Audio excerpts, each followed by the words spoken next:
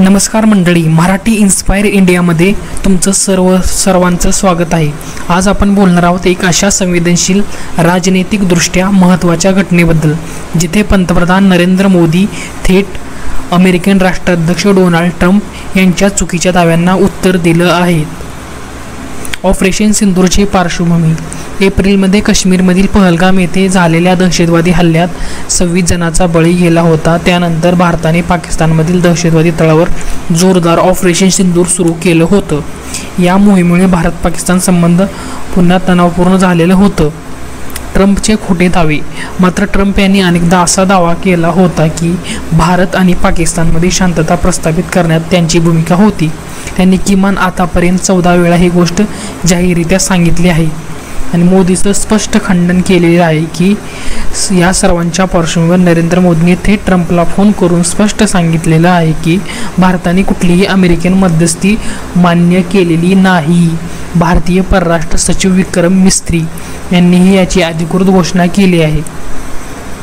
विरोधकांची भूमिका। या मुद्द्यावर भारतामध्ये काँग्रेस पक्ष मोदीवर टीका करत होता की त्यांना वाटत होतं की मोदी ट्रम्पच्या खोट्या दाव्यावर गप्प का आहेत। मात्र या थेट उत्तरांनी मोदींनी विरोधकांच्या आरोपांनाही उत्तर दिलेलं आहे।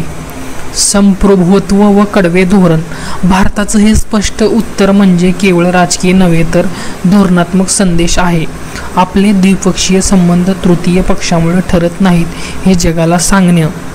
अमेरिकेचं पाकिस्तानकडे झुकावं। याच दरम्यान पाकिस्तानचे लष्कर प्रमुख वसीम मुनीर यांना व्हाईट हाऊसमध्ये जेवणासाठी आमंत्रित केलं गेलं, पण पाकिस्तानी पंतप्रधान नव्हते। हे देखील पाकिस्तानमध्ये लष्कराचं वर्चस्व अधोरेखित करत। आंतरराष्ट्रीय माध्यमात भारताची बाजू। BBC, ड्यूस्टेचे वेले, ब्लूमबर्ग आणि AI जाझेरा यांसारख्या अनेक आंतरराष्ट्रीय माध्यमांनी भारताच्या स्पष्ट भूमिकेला मथळ्यामध्ये स्थान दिलेलं आहे। म्हणजेच सध्या पंतप्रधान नरेंद्र मोदींनी ट्रम्पला उत्तर दिलेलं हे न्यूजमध्ये व्हायरल ट्रेंडिंगमध्ये झळकत आहे। निष्कर्ष। भारताचं उघडपणे सांगणं गरजेचं, कारण मोदी ट्रम्प संभाषण केवळ फोन कॉल नव्हतं, ते एक स्पष्ट सिग्नल होतं की भारत आपल्या गोष्टी स्वतः ठरवतो। तिसऱ्या देशाची मध्यस्थी भारत मान्य करणार नाही। हे प्रकरण आता भारताच्या परराष्ट्र धोरणाचा एक नवा अध्याय आहे। स्पष्ट, सुस्पष्ट आणि स्वाभिमानी।